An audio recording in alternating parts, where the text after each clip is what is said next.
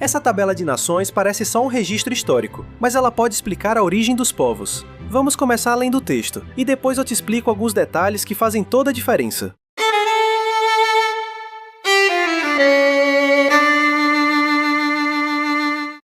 Gênesis 10. Estas, pois, são as gerações dos filhos de Noé: Sem, Cão e Jafé. E nasceram-lhes filhos depois do dilúvio. Os filhos de Jafé são Gomer, Magogue, Madai, Javã, Tubal, Meseque e Tiras. E os filhos de Gomer são Askenaz, Rifate e Togarma. E os filhos de Javã são Elisá, Tarsis, Quitim e Dodanim. Por estes foram repartidas as ilhas dos gentios nas suas terras, cada qual segundo a sua língua, segundo as suas famílias, entre as suas nações. E os filhos de Cão são Cuxi, Misraim, Puti e Canaã. E os filhos de Cuxi são Sebá, Avilá, Sabitá, Raamá e Sabitecá. E os filhos de Raamá, Sebá e Dedã. E Cuxi gerou a Nimrode. Este começou a ser poderoso na terra. E este foi poderoso caçador diante da face do Senhor. Por isso se diz, como Nimrode, poderoso caçador diante do Senhor. E o princípio do seu reino foi Babel, Ereque, Acade e Calné, na terra de Sinar. Desta mesma terra saiu a Assíria, e edificou a Nínive, Reobote, Ir, Calá e Rezém, entre Nínive e Calá. Esta é a grande cidade. E Misraim gerou a Ludim, a Anamim, a Leabim, a Naftuim, a Patruzim e a Casluim, donde saíram os filisteus, e a Caftorim. E Canaã gerou a Sidom, seu primogênito, e a Et, e ao Jebuseu, ao Amorreu, ao Girgazeu, e ao Eveu, ao Arqueu, ao Sineu, e ao Arvadeu, ao Zemareu e ao Ramateu. E depois se espalharam as famílias dos cananeus. E foi o termo dos cananeus desde Sidom, indo para Gerar, até Gaza, indo para Sodoma e Gomorra, Admá e Zeboim, até Laza.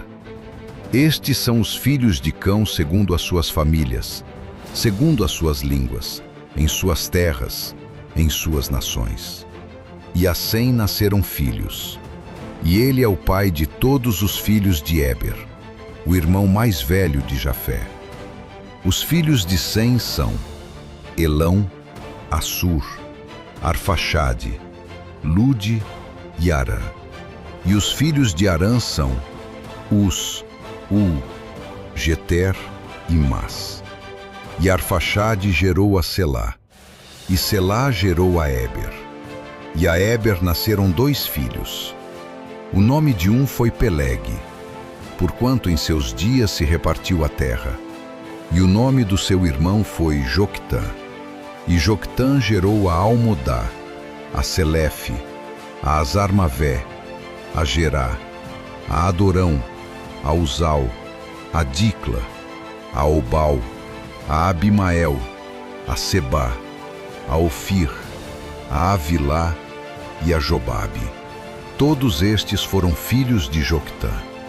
E foi a sua habitação desde Messa, indo para Cefar, montanha do Oriente. Estes são os filhos de Sem segundo as suas famílias, segundo as suas línguas, nas suas terras, segundo as suas nações. Estas são as famílias dos filhos de Noé segundo as suas gerações, nas suas nações. E destes foram divididas as nações na terra depois do dilúvio.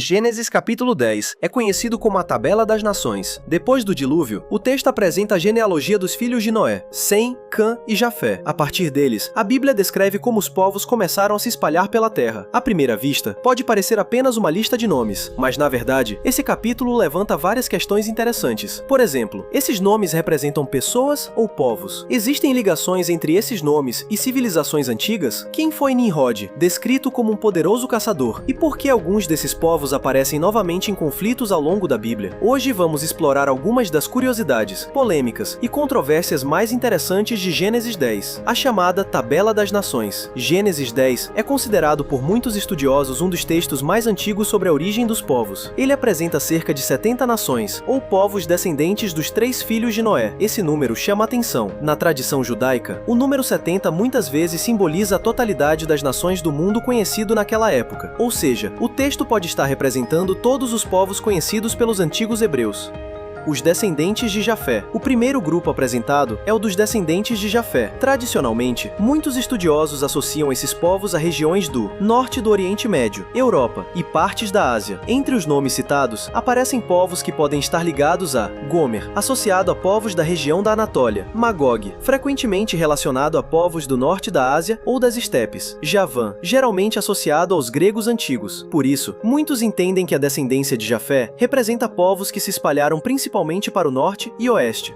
Os descendentes de Cã. O segundo grupo apresentado é o dos descendentes de Cã. Esses povos geralmente são associados a regiões como África, Egito, partes da Arábia e algumas áreas do Oriente Médio. Entre os nomes mais conhecidos estão Cuxi, Misraim, frequentemente associado ao Egito, Put, Canaã. Os descendentes de Canaã são particularmente importantes porque mais tarde aparecem como os povos que habitavam a terra prometida antes da chegada dos israelitas. Nimrod, o poderoso caçador. Entre os descendentes de Cã, aparece um personagem curioso chamado Nimrod. O texto diz que ele foi poderoso caçador diante do Senhor, mas o significado exato dessa frase é debatido. Algumas interpretações entendem que Nimrod era um grande líder ou guerreiro. Outros sugerem que ele pode ter sido um dos primeiros governantes ou fundadores de cidades importantes. O texto também associa Nimrod à fundação de cidades como Babel, Nínive, Acade. Isso faz alguns estudiosos relacionarem Nimrod com os primeiros grandes centros de civilização da Mesopotâmia. Babel aparece pela primeira vez. Um detalhe interessante é que Babel é citada pela primeira vez nesse capítulo. Mais tarde, no capítulo seguinte, Gênesis 11, vai contar a famosa história da Torre de Babel. Por isso, alguns intérpretes acreditam que Nimrod pode ter sido um dos líderes envolvidos nesse projeto. No entanto, o texto bíblico não afirma isso diretamente. Essa ligação é baseada principalmente em interpretações posteriores. Os descendentes de Sem. O último grupo apresentado é o dos descendentes de Sem. Entre eles aparece um nome muito importante, Éber. Muitos estudiosos acreditam que o termo hebreu pode ter origem no nome Éber. Isso sugere que a linhagem de Sem inclui os ancestrais do povo de Israel. Mais adiante nessa genealogia, aparece também o nome Peleg, e o texto diz algo curioso sobre ele, porque em seus dias se repartiu a terra. Isso levanta várias interpretações. Alguns entendem que essa frase se refere à divisão das línguas na Torre de Babel. Outros sugerem que poderia indicar uma divisão geográfica ou política entre os povos, pessoas ou nações. Uma pergunta interessante sobre Gênesis 10 é se os nomes listados representam indivíduos específicos ou povos inteiros. Muitos estudiosos entendem que a genealogia funciona como uma mistura das duas coisas. Alguns nomes podem representar pessoas reais, mas, com o tempo, esses nomes passaram a identificar povos, tribos ou regiões inteiras. Por isso, o capítulo é frequentemente chamado de Apa das Nações Antigas, a visão bíblica da origem dos povos. Uma curiosidade importante é que Gênesis 10 apresenta uma visão muito específica da origem da humanidade. De acordo com o texto bíblico, todos os povos da Terra teriam origem comum em uma única família, a família de Noé. Essa ideia é interessante porque, hoje, a genética moderna também aponta que toda a humanidade compartilha ancestrais comuns. Embora os métodos e as conclusões científicas sejam diferentes da narrativa bíblica, Gênesis 10 pode parecer apenas uma lista de nomes, mas, na verdade, ele apresenta uma das primeiras tentativas da história de explicar a origem e a distribuição dos povos da Terra. No próximo capítulo, veremos o evento que muda completamente essa história, a Torre de Babel, onde as línguas são confundidas e os povos passam a se espalhar ainda mais pela Terra. Curtiu o vídeo? Então não esquece de deixar o like, se inscrever no canal e comentar aqui embaixo.